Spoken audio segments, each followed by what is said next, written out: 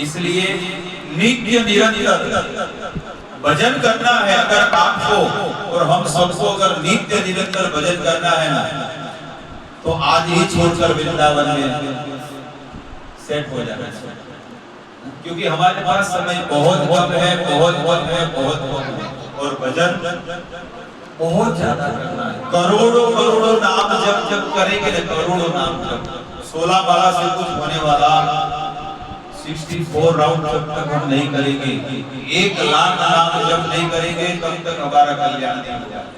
हम दवा बहुत थोड़ा ले रहे हैं और रोग बहुत बड़ा है। दवा है ना, बहुत थोड़ा ले रहे हैं।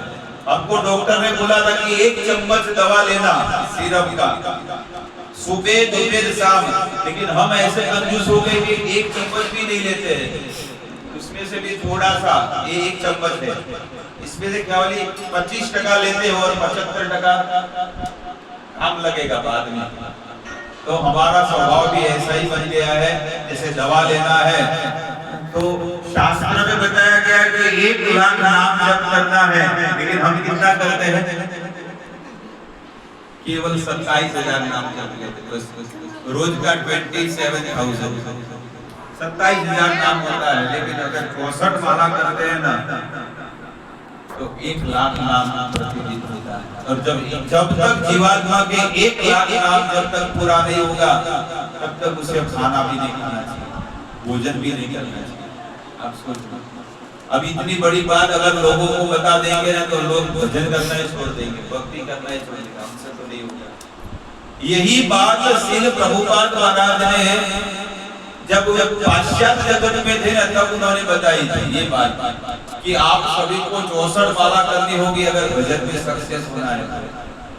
तो लोगों ने बोला कि गुरुदेव इतना आप बोलोगे ना तो कोई सुनेगा ही नहीं, आप कुछ कंसीडर कर दो। तब प्रभुपाद महाराज ने कहा बहुत कंसीडर करने से आपको 48 माला तो आपकी करनी पड़ेगी रोज का, कम से कम 50 माला तो होना ही चाहिए। और जब तक 50 माला आप नहीं करोगे, आपका कल्याण नहीं होगा। स्वामी प्रभुपाद जी यहाँ पर लोग 15-15 घंटे काम करते हैं, अमेरिका, जापान, लंदन, ऑस्ट्रेलिया। तो आप बताओ कि हम कब सोए, कब काम करें और कब माला करें? हमारे पास तो सब हम लोग तो फंसे हुए हैं। तब प्रभुपाद महाराज ने कहा देखो इससे ज्यादा कम नहीं होगा, आपको 32 माला को प्रतिदिन जाप करना पड़ेगा। इसका अर्थ है कि प्रतिदिन 50,000 नाम जप करना पड़ेगा। फिर भी प्रभुपाद जी को उनके चरणों में गिर गए और फिर प्रभुपाद जी ने कहा कि अब क्या बताओ, क्या इससे ज्यादा कुछ होने वाला नहीं है।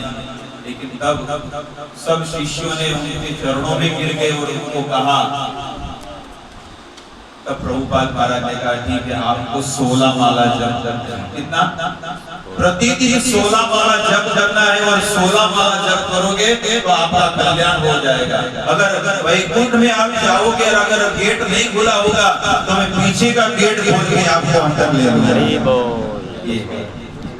श्री प्रभुपाद की जय। तो ऐसे संत इस पूरे वर्ल्ड में, पूरी दुनिया में हम सब पापी जीवों को मिले हैं। संसार में हर जीवात्मा अज्ञान में घिरा हुआ है, और ऐसे अज्ञान में से निकलने के लिए हमें भगवान के नाम की शरण लेनी होगी। कलयुग केवल नाम आधार, ये कलयुग जो है ना, केवल नाम के आधार है, उसके अलावा और कोई रास्ता नहीं है। इसलिए कलयुग में जीवात्मा को ज्यादा से ज्यादा नाम रटना चाहिए, जितना हो उतना ज्यादा। अब जयदेव गोस्वामी जो है इतना सुंदर भजन करते थे कि गोविंद गुण में रहकर नित्य निरंतर रात दिन भजन कीर्तन करना। और जब भक्त का हृदय जब शुद्ध और पवित्र बन जाता है ना, अभी हमारा हृदय कैसा है? मलिन है। काम, क्रोध, लोभ, मोह, मद, मात्सर्य, ये सारी चीजें हर जीव के अंदर भरी है। लेकिन कहते हैं कि जब भजन करेंगे, जब भक्ति करेंगे, तो सारे दुर्गुण अंदर सब नष्ट हो जाएंगे, और ऐसे शुद्ध हृदय में हमें भगवान की प्राप्ति होगी। तो जयदेव गोस्वामी गोवर्धन में रहकर इतना शुद्ध भजन करते कि भगवान एक दिन उनके स्वप्न में आ गए और भगवान उनके सपने में आकर कहा कि मैं यहाँ पर जमीन में कई वर्षों से अंदर हूँ और मैं बहुत दुखी हूँ, आप मुझे यहाँ से निकालो। जयदेव गोस्वामी को ये जो सपना आया, तब जयदेव गोस्वामी सब ब्रजवासियों को साथ में लिए और ब्रजवासियों को साथ में लेके वहां पे खुदाई किया। लेकिन धीरे धीरे विग्रह को कुछ तकलीफ ना हो, धीरे धीरे अपने हाथों से बहुत ऊंडा एकदम अंदर खड्डा किया और खड्डा करने से उसमें से एक दिव्य मूर्ति भगवान, और वो मूर्ति कौन है? अभी नाथ द्वारा में जो है श्रीनाथ जी भगवान, वही मूर्ति प्रकट हो। तब उस मूर्ति को, उस विग्रह को गोवर्धन के ऊपर स्थित किया। सब ब्रजवासियों ने मिलकर, सब ब्रजवासियों ने अपने पास जो था यथाशक्ति जो धन था, उस धन से मंदिर की निर्माण किया और उस मंदिर में श्रीनाथ जी भगवान को स्थापित किया।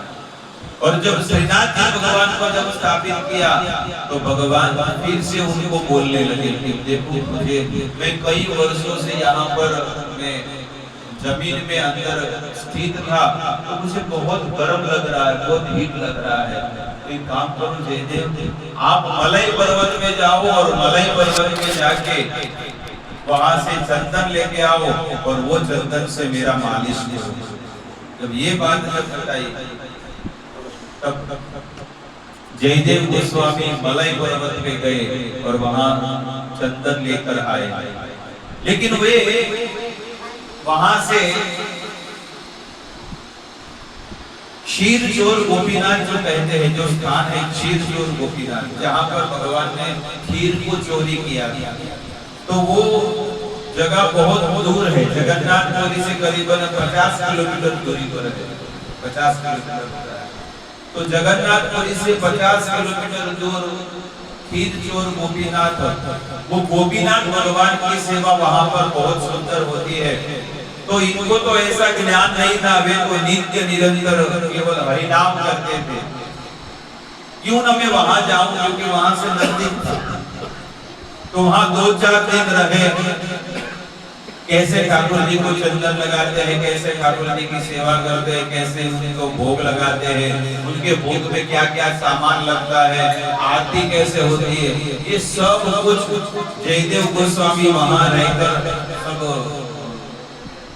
वहां का सब नियम है, जो भी भगवान को भोग लगाने का, ये सब शेड्यूल उन्होंने जान लिया।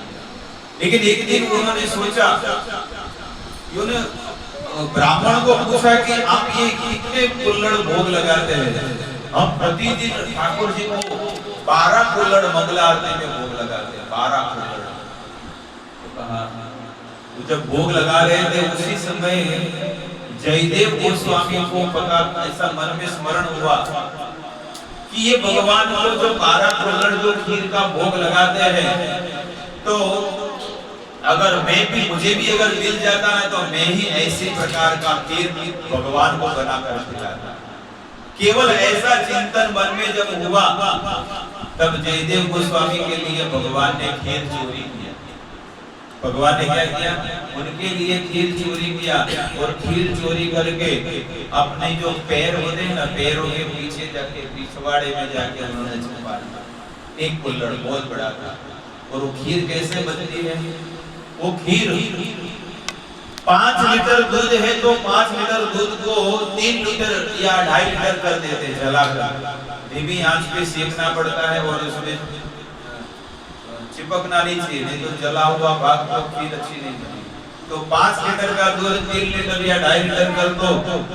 उसके बाद अंदर थोड़ा सा चावल कच्चे डाल दो और उस चावल को पकाओ, और वो पक जाएंगे। उसके बाद उसमें पिसा हुआ ड्राई फ्रूट डालना। इसकी रीत है कैसे कैसे बनता है।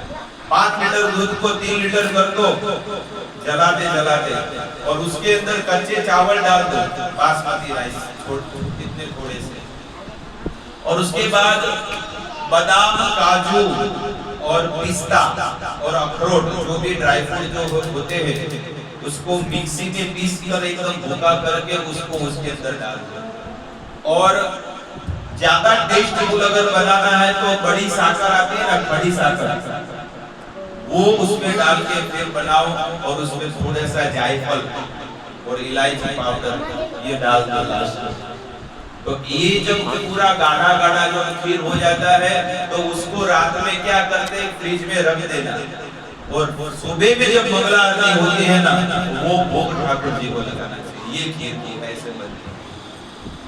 हमारा क्या है कि दूध गर्म करके थोड़ा किया और उसमें पानी में पका दिया चावल और उसमें डाल दिया, इसको खीर नहीं बोलते, ये केवल पानी वाली वस्तु है। लेकिन खीर ऐसे बनती है। पूरे मंदिरों में जितने भी मंदिर है, जितने भी ठाकुर जी के मंदिर है, उस मंदिरों में इस प्रकार से खीर बनाते हैं। तो उस ब्राह्मण ने, पुजारी ने 12 कुल्हड़ भगवान को भोग लगाए, लेकिन जब उसने कुछ ध्यान दिया नहीं और सब कुल्हड़ को ले गया।